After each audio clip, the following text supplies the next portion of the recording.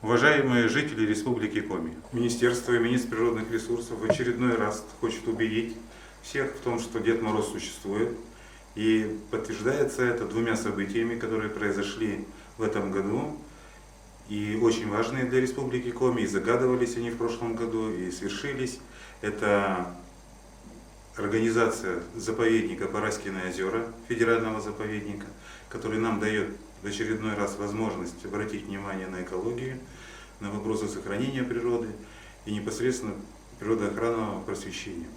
Второй вопрос, который нас очень сильно волновал в том году, это достижение показателей лесовосстановления, близких к требованиям федеральным к 100%.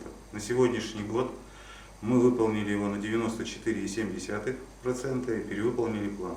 Поэтому следующий год мы также будем просить у Дедушки Мороза исполнения наших желаний. Они у нас загаданы, вы о них узнаете в ближайшее время. Всех с Новым годом!